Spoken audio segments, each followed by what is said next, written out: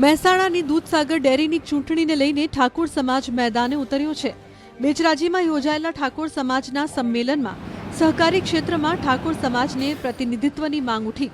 આ સંમેલનમાં ગેનીબેન ઠાકોર, અલ્પેશ ઠાકોર, બળદેવજી ઠાકોર, વિક્રમ ઠાકોર સહિતના અગ્રણીઓ હાજર રહ્યા। ભાજપ ધારાસભ્ય અલ્પેશ ઠાકોરે પણ સહકારી ક્ષેત્રમાં ક્ષત્રિય ઠાકોર સમાજને સારું પ્રતિનિધિત્વ મળે એ માટે હાકલ કરી છે। કોંગ્રેસ નેતા બળદેવજી ઠાકોરે ડેરીની ચૂંટણીમાં રૂપિયા આપીને મતનું ખરીદાયા હોવાનો ગંભીર આરોપ લગાવતા ખળભળાટ મચી ગયો છે। 70% વસ્તી આપણી, 70% મંડળીઓ આપણી। સાહેબ, એક પણ ડિરેક્ટર તમારો આવ્યો નહીં। મંડળીના પ્રમુખ તરીકે ઠરાવ તમારો થયો, લાખ ને 2 લાખ લઈને જતું રહેવાનું, મન ફાવી મત આપી આવવાનું। કમનસીબી છે આપણી આ। કોની કમનસીબી? અહીં બેઠેલી મારી બેનની ના, અહીં ઉભેલા મારા યુવાનની, સામે બેઠેલા મારા વડીલોની, અને સૌથી મોટી જવાબદારી અહીં બેઠેલા અમારા આગેવાનો। એક ડિરેક્ટર આપણો નહીં, મરો, મજા કરો, ભેંસો દોવો, ડેરી ભરી આવો, છોકરા ભણે છે કે નહીં ખબર ના રાખશો, જેનું જે થવું એ થાય। સ્વરૂપજી આપણે બન્યા છે મિનિસ્ટર, અમારા એક ધારાસભ્યોમાં બેઠા છે, બીજા ધારાસભ્યોમાં બેઠા છે। છોકરું ભણાયેલું હશે ને સરકારી નોકરી કરવી હશે, તમે અરજી કરશો, તમારા મને કે અલ્પેશભાઈ મારા ઓળખીતા છે, ફોન કરીશ એટલે મારા છોકરાને નોકરી લાગી જશે, ભૂલે ચૂકે વિચારતા નહીં। સિસ્ટમો બદલી ગઈ।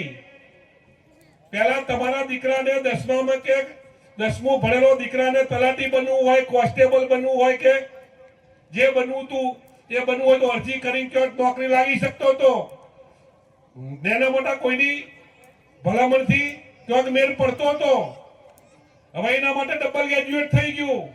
તમારો છોકરો 10મા સુધી પહોંચ્યો એટલે 12મા સુધીનું આવ્યું, તમારો છોકરો 12મામાં પહોંચ્યો એટલે ગ્રેજ્યુએટ આવ્યું।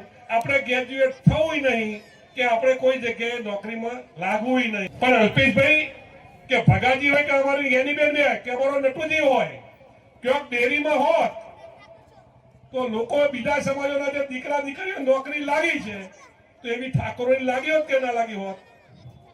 આ પરિસ્થિતિ બનાસકાંઠાની અને મહેસાણાની છે ભાઈ। આપણે સમગ્ર મહેસાણા જિલ્લો હોય કે બનાસકાંઠા જિલ્લો હોય, હું લગભગ માનું ત્યાં સુધી 50% ઉપરની વસ્તી એ ઠાકોર સમાજની છે। અને તમામ જગ્યાએ દૂધ ભરાવનાર એ ઠાકોર સમાજના સૌથી વધારે ગ્રાહકો છે। ગામડા પણ ઠાકોર સમાજના છે, પણ પૈસાની લાલચ આપી દર મંડળીએ હું માનું ત્યાં સુધી, મને જે વાત મળી છે ત્યાં સુધી 3 ને 4 ને 5 લાખ રૂપિયા આપી અને એમના મનગમતા માણસોનો ઠરાવ કરાવડાવી અને બીજા માણસોના ફોર્મ ભરવામાં પણ સહી નહીં કરવાની એવું સરકારનું દબાણ ઊભું કરી અને એક તરફી જે ડેરીની ચૂંટણી થઈ છે એની સાથે એમનો વાંધો હતો। એટલા માટે મારા સમાજમાં કહ્યું છે કે સમાજમાં કેવા કે આપણા સમાજના 1, 2 કે 4, 5 ડાયરેક્ટરો હોય તો અમારા સમાજના દીકરા દીકરીઓ પણ ક્યાંક નોકરી કરતા હોય, એમાં પણ કોઈ શંકાને સ્થાન નથી। મતો ખરીદ્યા છે। એક ડેરીના એક મંત્રી કે પ્રમુખને મત જેનું ઠરાવમાં નામ આવ્યું છે એવા લોકોને 5-5 લાખ રૂપિયા આપી અને મત ખરીદવાનો કાર્યક્રમ કરી અને એમને બિનહરીફ કરવાનો પ્રયત્ન કર્યો છે। વિષય એટલો જ છે કે ડેરીની અંદર જેટલી મંડળીઓ છે એ મંડળીઓમાં મતાધિકાર જે છે, મને કલોલમાંથી ફોન આવેલો કે વહીવટદાર બીજા છે અને મત આપવાનો અધિકાર બીજાને છે, આવી એક જગ્યાથી જે ફરિયાદો આવી એ પણ દુર્ભાગ્યપૂર્ણ છે। ઠાકોર સમાજ આટલો મોટો સમાજ છે, મહેસાણામાં આટલી મોટી સંખ્યા છે, તો એને પણ સામાજિક અને સહકારી ક્ષેત્રમાં એને પણ એટલું સારું પ્રતિનિધિત્વ મળવું જોઈએ એ અમારા બધાની માંગ છે। અને તમામ લોકો સહકારી ક્ષેત્રમાં તમામ સમાજનું પ્રતિનિધિત્વ છે, તો આ સમાજ આટલો મોટો છે તો એને પ્રતિનિધિત્વ મળવા દો, પ્રતિનિધિત્વ મળવું જોઈએ। અને અન્યાય તો ના ચાલે ને, કોઈ પણ રીતે અન્યાય ના ચાલે, અન્યાય સામે બોલવું તો પડે। સહકારી ક્ષેત્ર કેવું છે, બહુ મોટું ક્ષેત્ર છે। જેમ રાજનીતિની વાત કરો છો, શિક્ષણની વાત કરો છો, સહકારી ક્ષેત્રમાં પણ ઘણી બધી વ્યવસ્થાઓ છે, તો એની અંદર પણ આમને પૂરું પ્રાધાન્ય મળવું। હમણાં ડેરીની વાત કરતા હતા બળદેવજી કે આટલા બધા ઠરાવો થાય પણ તો એ વોટ આપવાનું હોય એ ટાઈમે તો પછી ચેરમેન ને આ બધા જ્યાં નક્કી કરેલું હોય અને વર્તમાન ટૂંકા રસ્તા જોઈને વોટ કરી આવે.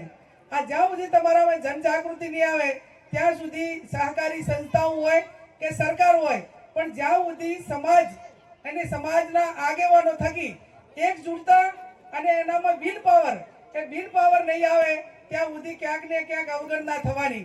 અને અવગણના એ ભલે રાજકીય રીતે કદાચ અવગણના થતી હોય તો એને પહોંચી વળવાની તાકાત પણ ઠાકોર સમાજમાં છે.